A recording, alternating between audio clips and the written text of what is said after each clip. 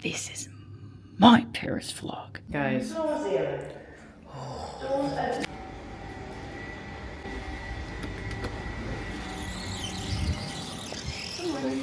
Guys, it's much earlier than I'd like for it to be. So it is approximately 6:45 a.m. on a Friday. Our makeup's done. We're ready for the day, unfortunately. Cafes, they're not open. There is a kind of a poetic solitude to the morning that might just get me through. Look at that tan little pigeon. She's kind of a unique girl. So basically, everyone who ever wanted to be in London is in London right now, or is arriving in London today, or even the last straggler tomorrow. My mother, who you've all heard great things about, and my grandmother, who I've spoken less things about, but the things I would say are also great. Likewise with my brother. They're all here, and they got here yesterday, and oh boy, jet lag, awful. They're 8 hours ahead normally, all those things. They decided that the best thing to do the second day they were here, after just sheer, pure exhaustion, would be to do a bus tour. The meet and gather time is 7 a.m. No, 7:30. Okay, so I'm gonna grab a coffee, and we'll go from there.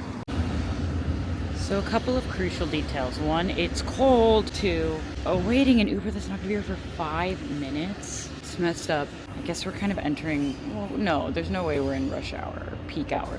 Peak hour, as they say here, is, in my humble opinion, such a better descriptor. It's the peak hour. The hour where things are peaking, not where everyone's in a rush. Things are moving much slower. I'm curious to petition the masses to change it to peak hour. This is also, mind you, like a 6-hour bus tour.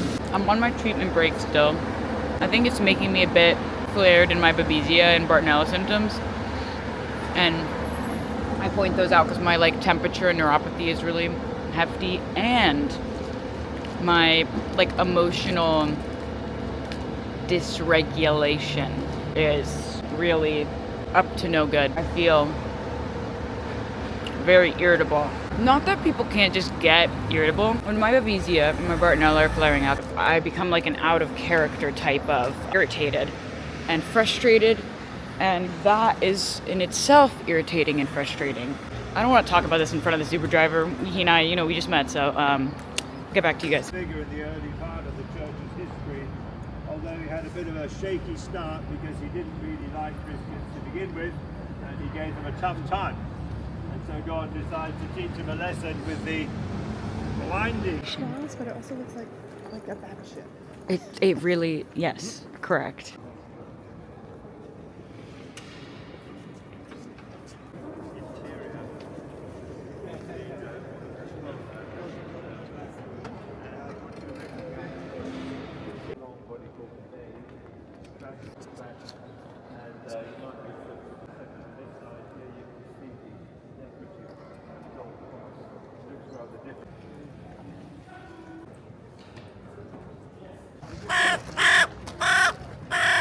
What's good? Oh my goodness. You have no fear.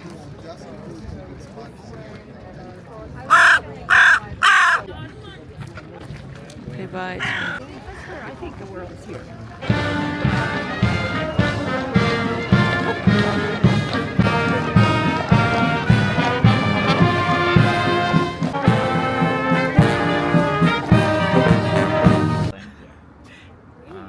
What is this? It's mostly like a concert-y. It's my teeny tiny little camera. It was a design, costume changes. What do you have to say for yourself? How does it feel to be in London? I'm here in London, England, Bare bones, like in terms of set. and there's a tiny little camera in my face. This is a very non-accent that I'm doing. Transatlantic. Oi, we're going fucking out tonight, right? You wanna know why? Because I didn't come to London to come to London. We didn't come to London to come to London. We came to London to come to fucking London. Fucked it up. I fucked it up. Come on. You get it. Oh, It's good. This is the vlog. We in London. There he goes. There he goes. Oh! Be like, oh, we want some of that, we want some of that. Like, Wouldn't it be crazy if I broke my ankle? You would get free care for it though. What a bummer. 4 months. it's been so long. It's been a minute. I missed you, man. Hug. I missed you. Like directing a You whole look video. good. You look good, brother. Is it? Yeah.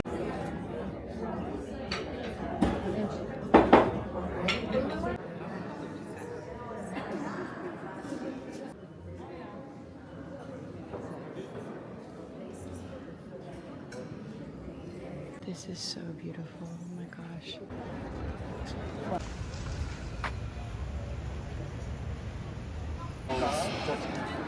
Looking down on everything from above. He's got his hands up. It's not like him, he's pretty much showing off.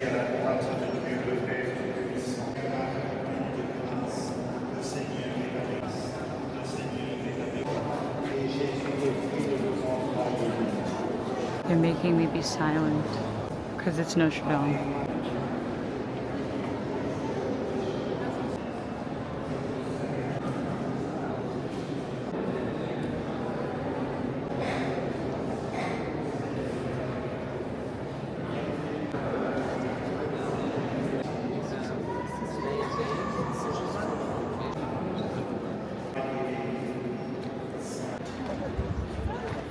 It's literally so beautiful.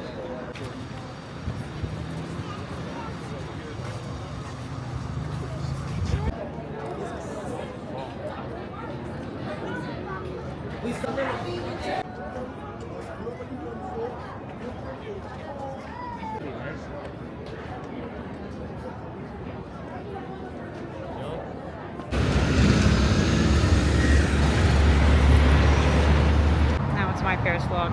Hey guys, I'm still trying to be brave and talk to this camera. You know what would be so great is if no one spoke English at all.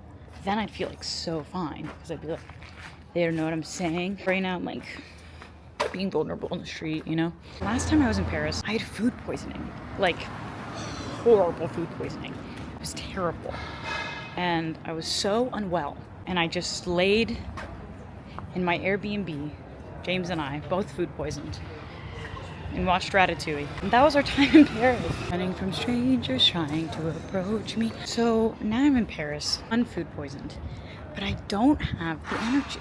I don't know how to enjoy it like the way I would really like to. And that feels wrong. That feels like I'm doing something incorrect. That feels like I don't know, she's like something's wrong. And you know, this is a trip that my grandmother wanted to go on, and I'm in such a cool, or like, you know, a place a lot of people want to go and dream of going, and I've not really gotten to experience it, and I just don't feel great. That is unfortunate. I feel so consistently frustrated to be struggling. Hasn't it been long enough? Like, it's been a long time. I've had this disease for a long time. I've dealt with it in different ways for a long time, and I, you know, I'm just tired of it. I'm so tired of it. I don't want it anymore. That's why I'm in treatment, to try to make my day-to-day better, because also I had a flare and all those things, but it's like, God, just throw in the towel. I'm done with it.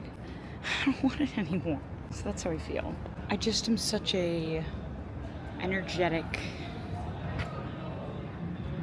happy girl in so many ways, and I just feel like I feel so at a crossroads with like everything I want and everything I get to have or can even fight for, and I feel still very optimistic and believe in things being able to go very far and stuff, but it's just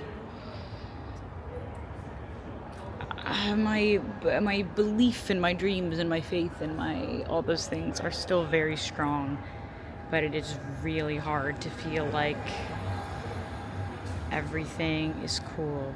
So I feel like I'm consistently vague a lot of the time. Well, I don't know if that's true. Let me know if that's true. I know maybe what people want to like hear is like a chronicle of like me getting Lyme disease or things, or those are some of the questions I've kind of gotten. Maybe I should speak to that more. I'm happy to, just not this very second in the street. For me right now, it's like my limbs, my neuropathy become really intense and are coming into play really quickly. I feel extremely fatigued, and I feel like my back and stuff is like giving out really quickly. Organs hurt, as I've mentioned before, which although it's all come back normal, I need to get a new appointment. I'll probably start my treatment again, my next pulse soon. I need to look at that. That has to be true. I should start. Okay, we'll see. I've had what some might categorize as another really tough day. My body hurts. My family is out on a bus tour right now of the beautiful lights in Paris. Oh, but do look at this. This is beautiful and magical. It's the Eiffel Tower. This is my Paris vlog. Paris vlog plus Lyme disease equals pain. I don't know if I said this earlier, so if I did, I'll cut it out. I think I'm really tired of being so resilient and positive about this. At least the past couple days, I think I'm feeling a little jaded. And that is not a familiar feeling for me.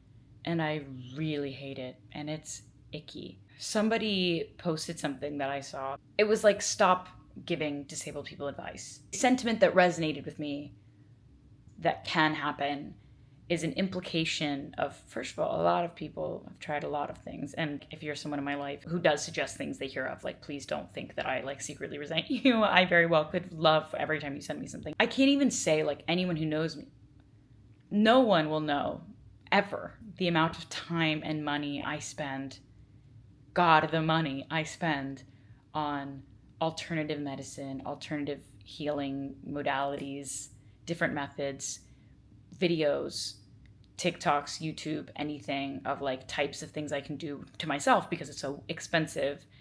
And the criticism and the point that was made that resonated with me was sometimes when things are suggested and how they're suggested or what is suggested, there's an implication that comes into play that I'm still like this because I haven't tried enough not to be. And I have gone a good amount of time without crying on the internet, and I'd like to not today, at least. But I just have to say, it takes a lot of work to not believe deeply that I'm not supposed to be this way, and that things are not supposed to be different for me. And that's tough, and something I work on a lot. Just something that resonated with me, maybe resonates with any of you.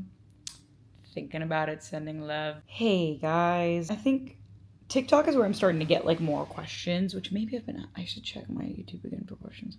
God, I look so pale. I haven't been in the sun, I haven't been outside. Sometimes I worry that I expose my little being a bit of a rascal on the internet. Because I think it's so silly and funny, and I have a vested interest in not taking myself seriously on the internet. I take myself very seriously in other ways. Ugh, what am I feeling? It's hard, man. Sometimes life is hard. Things are hard. My life is so... But I'm like in Paris. Why am I complaining about anything? Oh, what a dichotomy. My body is just hurting. I want to sing. I want to be a happy little girl. And I just... Ugh.